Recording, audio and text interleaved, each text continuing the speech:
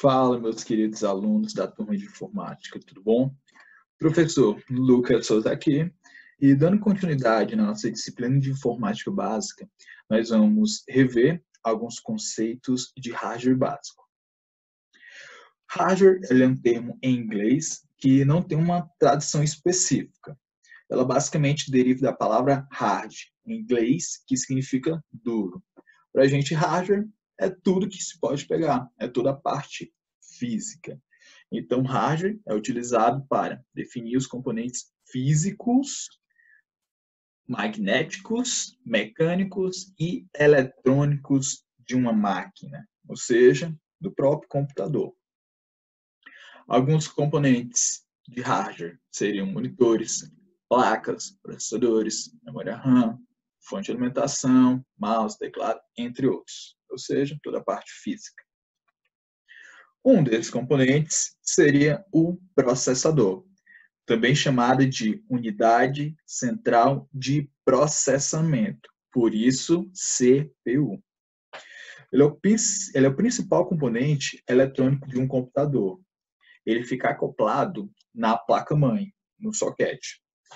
Ele é responsável pela execução de todas as tarefas e operações no computador, na qual se resume em operações matemáticas e lógicas.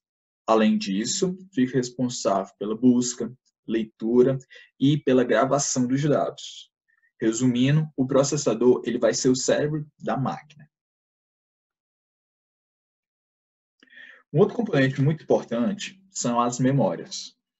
A memória do computador ela é formada por todos os dispositivos que são utilizados para armazenar dados e instruções, seja de forma temporária ou até mesmo de forma permanente. Um dos tipos que eu trouxe aqui é a memória RAM, que é considerada a memória principal do computador. Ela é acessada pelo processador e serve para armazenar os dados de forma eletrônica. Só uma pequena observação. A memória principal, que é a RAM, ela é uma memória volátil, ou seja, só consegue realizar esse processo de armazenar informações, dados, enquanto a máquina estiver ligada, em funcionamento.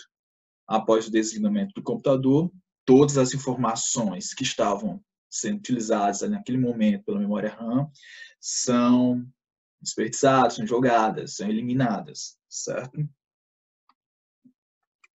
Um outro tipo de memória que nós temos é a memória secundária, também muito conhecida e chamada de memória de massa, porque ela apresenta uma alta capacidade de armazenamento.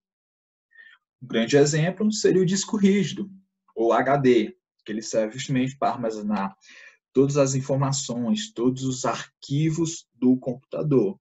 E diferente da memória RAM, ela consegue armazenar dados por um período muito longo de tempo, até o tempo de vida útil do HD. Um outro componente de hardware essencial para o funcionamento da máquina é a fonte de alimentação. Fonte de alimentação ela é responsável por gerenciar a energia para o computador, ou seja, ela vai fornecer essa energia, mas ela faz muito mais do que isso, que no caso seria a conversão. Nossas casas, elas passam uma energia alternada, uma energia que fica oscilando. O que a fonte faz? Ela recebe essa corrente alternada e faz uma conversão para uma corrente contínua, uma corrente que só vai desempenhar aquele fluxo de 7 volts, 12 volts, 5 volts, etc. Ok? Então ele faz esse papel de pegar essa corrente que fica alternando, que fica oscilando, para deixar uma corrente contínua, corrente direta. E por fim, dispositivo de entrada e saída, também conhecido como periféricos. Esses periféricos, eles permitem a comunicação entre o processador e os demais componentes do computador, assim como entre o computador e o meio externo.